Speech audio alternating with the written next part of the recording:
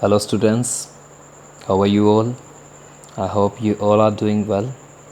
This is Vikram Sharma, music teacher, Sarvit Kari Vidya Mandir Fazilka. Today's topic is तान. बिल्कुल सही सुना आपने, तान. क्या होता है तान और क्या महत्व है भारतीय संगीत में और एक गायक के जीवन में, आज हम जानेंगे इसके बारे में.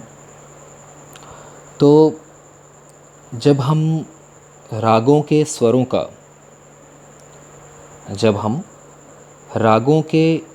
का द्रुत गति में, द्रुत गति से मतलब है एक्सट्रीमली फास्ट, द्रुत गति में विस्तार करते हैं. जब हम राग के स्वरों का द्रुत गति में विस्तार करते हैं तो उसे हम कहते हैं तान.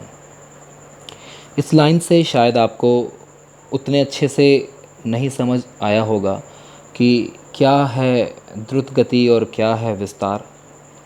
तो ज़रा एक एग्ज़ाम्पल देखिए, मैं आपको कुछ गा के बताता हूँ. सग स म म म ग म ग ध ध ध म ध म नी नी नी ध नि ध सा सा सा.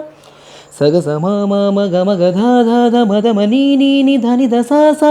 ति सा नि ध नि ध ध म ध म म ग म ग स नि स ग म ध नि सा ग सा नि ध म ग म ग सा.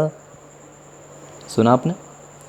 तो आपने देखा इसमें कि मैं राग के स्वरों का बहुत ही तेज़ गति में, उसे कहते हैं द्रुत गति, द्रुत लय में उसका मैं विस्तार कर रहा हूँ, एलैबोरेट कर रहा हूँ. तो इसे हम तान कहते हैं. तान और आलाप में सिर्फ लय का ही अंतर होता है. लास्ट वीडियो में आपने आलाप के बारे में पढ़ा था कि आलाप क्या है. आलाप भी क्या है? स्वरों का विस्तार.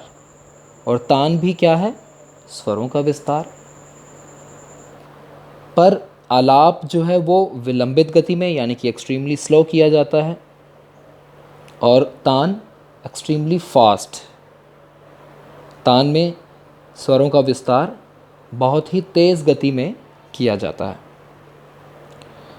तो देखा जाए तो आलाप और तान में केवल और केवल सिर्फ लय का अंतर है.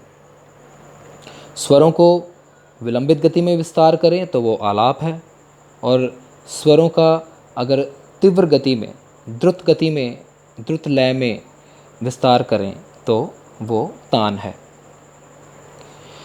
आलाप भाव प्रधान होते हैं और तान जो होती है वो कला प्रधान होती है. तान को हम 1 गुण, 2 गुण, 3 गुण, 4 गुण, 8 गुण, इन सभी लय में गाते हैं. तो उम्मीद करता हूँ कि आपको तान के बारे में समझ में आया होगा. आपका दिन शुभ रहे. धन्यवाद.